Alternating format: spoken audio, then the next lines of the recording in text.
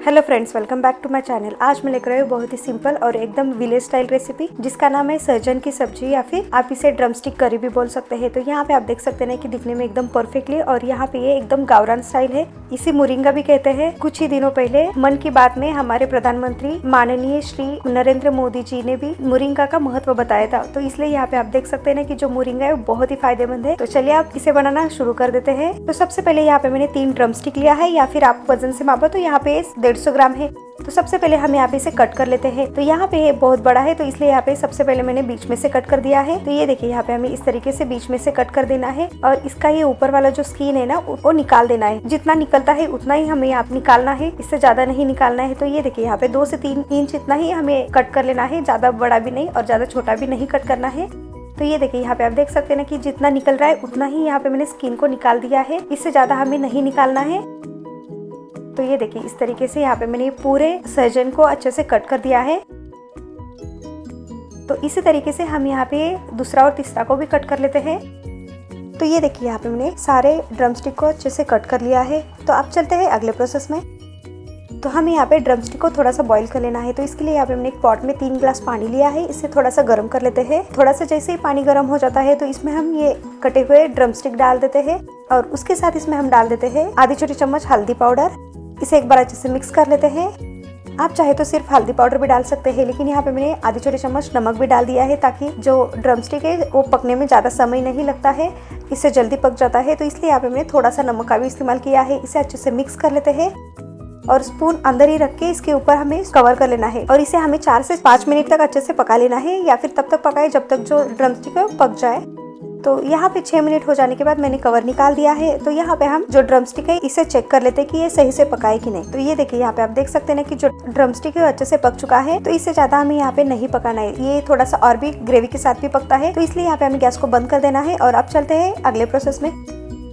तो यहाँ पे मैंने एक कढ़ाई लिया है, कढ़ाई को अच्छे से गर्म कर लेते हैं मीडियम फ्लेम पे। जैसे ही यहाँ पे कढ़ाई अच्छे से गर्म हो जाता है तो इसमें हम डाल देते हैं 2 चम्मच सूखे नारियल। तो इसे हम अच्छे से रोस्ट कर लेना है 1 से 2 मिनट तक या फिर तब तक रोस्ट करें जब तक इसका कलर एकदम ब्राउनिश हो जाए। तो ये देखिए यहाँ पे आप देख सकते हैं कि इस तरीके से हमें ड्राई कोकोनट को अच्छे से रोस्ट कर लेना है। तो यहाँ पे अच्छे से रोस्ट हो चुका है तो इसे हम एक प्लेट में निकाल देते हैं और इसी कढ़ाई में हम डाल देते हैं 1 चम्मच तेल को अच्छे से गर्म कर लेते हैं और इसमें हम डाल देते हैं 2 मीडियम साइज के प्याज। तो इसे यहाँ पे मैंने लंबाई में कट कर दिया है और इसे हमें यहाँ पे फ्राई कर लेना है 3 से 4 मिनट तक या फिर तब तक फ्राई करें जब तक यहाँ पे ये जो प्याज है दिखने में ब्राउनिश कलर दिखे। तो हमें यहाँ पे मीडियम फ्लेम कर देना है। जैसे ही यहाँ पे 4 मिनट हो जाता है तो प्याज जो है दिखने में ब्राउनिश कलर दिखने लगा है। तो इसी में हम डाल देते हैं थोड़े से धनिया पत्ता को भी हम अच्छे से मिक्स कर लेते हैं। जैसे ही यहाँ पे धनिया पत्ता अच्छे से थोड़ा सा फ्राई हो जाता है तो हमें यहाँ पे गैस को बंद कर देना है और इसे अच्छे से ठंडा कर लेना है। तो प्याज और धनिया पत्ता को भी हम एक प्लेट में निकाल देते हैं। तो ये देखिए यहाँ पे मैंने प्याज और धनिया पत्ता को भी अच्छे से फ्राई कर लिया है और साथ में सूखे नारियल को भी अच्छे से फ्राई कर लिया है। तो अब चलते हैं अगले प्रोसेस में। तो सबसे पहले यहाँ पे मैंने एक ब्लेंडिंग जार लिया है। अब इसमें हम डाल देते हैं फ्राई किया हुआ नारियल और उसी के साथ डाल देते हैं 4 से 5 लहसुन की कलियां, 2 इंच अदरक डाल देते हैं और जार का ढक्कन लगा के इसका एक दरदरा पाउडर बनाकर तैयार कर लेते हैं। तो ये देखिए यहाँ पे मैंने इसे अच्छे से पीस लिया है और इसमें हम डाल देते हैं फ्राई किया हुआ प्याज और साथ में ही डाल देते हैं धनिया पत्ता और इसी के साथ इसमें हम डाल देते हैं 1/4 कप पानी और जार का ढक्कन लगा के इसका एक स्मूथ पेस्ट बनाकर तैयार कर लेना है। और यहाँ पे हमारे ये स्पेशल मसाला बनके तैयार है और यहाँ पे आप देख सकते हैं ना कि इसकी कंसिस्टेंसी भी एकदम स्मूथ है। तो इसी तरीके से हमें यहाँ पे स्मूथ पेस्ट बनाकर तैयार कर लेना है। तो अब हम इस पेस्ट को साइड में रख देते हैं और अब चलते हैं अगले प्रोसेस में। तो यहाँ पे मैंने सेम कढ़ाई लिया है, आप चाहे तो इसे क्लीन भी करके ले सकते हैं या फिर आप अलग भी ले सकते हैं, लेकिन यहाँ पे मैंने सेम कढ़ाई का इस्तेमाल किया है। इसे अच्छे से गर्म कर लेते हैं और इसमें हम डाल देते हैं 2 चम्मच तेल को भी हम अच्छे से गर्म कर लेते हैं और इसमें हम डाल देते हैं आधी छोटी चम्मच जीरा, साथ में ही डाल देते हैं आधी छोटी चम्मच राई। इन दोनों को थोड़ा सा क्रैकल कर लेते हैं और इसमें ही हम डाल देते हैं 1/4 चम्मच इतना हींग और इसके बाद इसमें हम डाल देते हैं स्पेशल मसाला जो अभी हमने बनाकर रख दिया था। तो उसे यहाँ पे हमें पूरा डाल देना है और इस टाइम हमें फ्लेम को लो ही कर देना है। अब हम यहाँ पे इसे अच्छे से मिक्स कर देते हैं। जैसे ही यहाँ पे मसाला और तेल अच्छे से मिक्स हो जाता है तो हमें यहाँ पे मीडियम फ्लेम कर देना है और मीडियम फ्लेम पे इसे 3 से 4 मिनट तक अच्छे से पका लेना है या फिर तब तक पकाए जब तक इसमें से पूरा पानी खत्म हो जाए और इसके किनारे से थोड़ा सा तेल निकलना स्टार्ट हो जाए। तो हमें यहाँ पे इसे कवर करके पका लेना है। तो ये देखिए यहाँ पे जैसे 3 से 4 मिनट हो जाता है तो मैंने कवर निकाल दिया है और यहाँ पे मसाले में से पूरा पानी खत्म हो चुका है और इसके किनारे से थोड़ा सा तेल निकलना स्टार्ट हो चुका है। तो इसे अच्छे से मिक्स कर लेते हैं। तो यहाँ पे हमारे ये मसाला एकदम परफेक्टली बनके तैयार है। तो इसके बाद इसमें हम डाल देते हैं टमाटर। तो यहाँ पे मैंने एक मीडियम साइज के टमाटर को बारीक चॉप कर लिया है और इसे भी हम अच्छे से मिक्स कर लेते हैं। और जब भी हम टमाटर डालते हैं तो इसके साथ हम यहाँ पे नमक डाल देते हैं। तो यहाँ पे मैंने आधी छोटी चम्मच इतना नमक डाल दिया है। इसे भी हम अच्छे से मिक्स कर लेते हैं और यहाँ पे हमें इसे भी 2 से 3 मिनट तक पका लेना है कवर करके।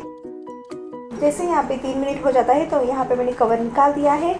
फिर से हम यहाँ पे इसे एक बार अच्छे से मिक्स कर लेते हैं। तो ये देखिए यहाँ पे आप देख सकते हैं ना कि टमाटर और मसाला एकदम परफेक्टली सॉफ्ट हो चुका है और एकदम सही से पका है। तो यहाँ पे हमारे ये बेसिक सा मसाला एकदम परफेक्टली बन के तैयार है। तो इसके बाद इसमें हम डाल देते हैं सूखे मसाले। तो इसमें यहाँ पे मैंने डाल दिया है आधी छोटी चम्मच हल्दी पाउडर और इसके साथ इसमें हम डाल देते हैं 1.5 चम्मच लाल मिर्च पाउडर या फिर लाल मिर्च पाउडर आप अपने पसंद के हिसाब से कम ज्यादा कर सकते हैं। साथ में ही डाल दिया है 1 चम्मच काला तीखा या कांदा लहसुन मसाला भी डाल सकते हैं और साथ में ही डाल देना है 1 चम्मच धनिया जीरा पाउडर।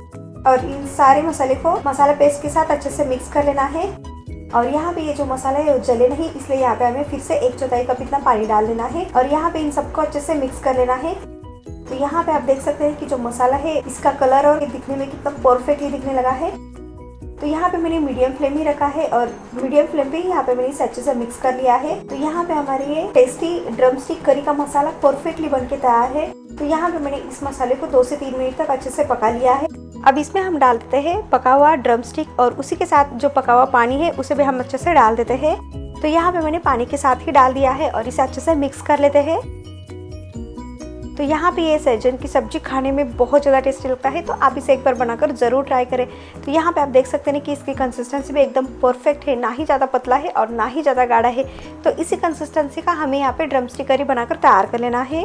अगर आपको और भी थोड़ा सा पतला चाहिए तो आप इसमें गर्म पानी का इस्तेमाल कर सकते हैं और इसमें हम डाल देते हैं स्वादानुसार नमक। तो याद रहे कि हमने नमक पहले भी थोड़ा सा इस्तेमाल किया है। तो यहाँ पे आप नमक हिसाब से डालें। नमक डालने के बाद भी इसे एक बार अच्छे से मिक्स कर लेते हैं। तो आप इस तरीके से एक बार विलेज स्टाइल सब्जी बनाकर जरूर ट्राई करें, आपको ये बहुत पसंद आ जाएगा। तो यहाँ पे मैंने इसे एक बार अच्छे से मिक्स कर लिया है और इसे मीडियम फ्लेम पे 3 से 4 मिनट तक अच्छे से पका लेते हैं या फिर तब तक पकाए जब तक इसमें से एक बढ़िया सा उबाल आ जाए। तो हम यहाँ पे इसे कवर करके पका लेते हैं। आप चाहे तो इसे बिना कवर किए भी पका सकते हैं। जैसे यहाँ पे 3 से 4 मिनट हो जाता है तो यहाँ पे मैंने पैन का ढक्कन निकाल दिया है और ये लीजिए यहाँ पे हमारी जो ड्रम स्टिक करी है वो भी एकदम सही से पक रहा है। तो इस तरीके से हम यहाँ पे एक बार अच्छे से मिक्स कर लेते हैं। तो यहाँ पे आपने देखा ना कि ये दिखने में कितना टेस्टी और कितना बढ़िया दिखने लगा है, उतना ही यहाँ पे बहुत ही लाजवाब लगता है। तो आप इसे एक बार बनाकर जरूर ट्राई करें।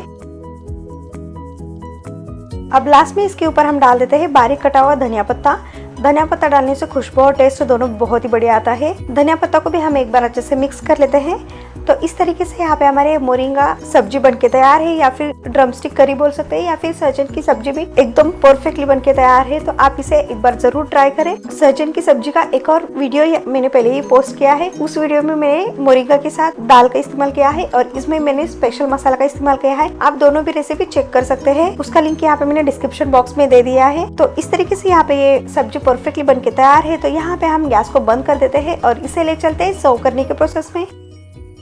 तो यहाँ पे मैंने एक सर्विंग प्लेट लिया है। अब इसमें हम डाल देते हैं टेस्टी गावरान स्टाइल सहजन की सब्जी या फिर सहजन की करी भी बोल सकते हैं। तो आप इस करी को राइस, पूरी, नान, चपाती सबके साथ खा सकते हैं। ये सबके साथ बहुत ज्यादा टेस्टी लगता है। तो इस तरीके से यहाँ पे हमारे टेस्टी सहजन की सब्जी बनके तैयार है और दिखने में भी ये बहुत ज्यादा टेस्टी दिखने लगा है। तो आप इस तरीके से विलेज स्टाइल एक बार बनाकर जरूर ट्राई करें, आपको ये बहुत पसंद आ जाएगा। अगर आपको आज की मेरी ये रेसिपी पसंद आए तो लाइक, शेयर, सब्सक्राइब करना ना भूलें और साथ में ही नोटिफिकेशन को भी ऑन करें ताकि मेरी कोई भी रेसिपी आपसे मिस ना हो जाए।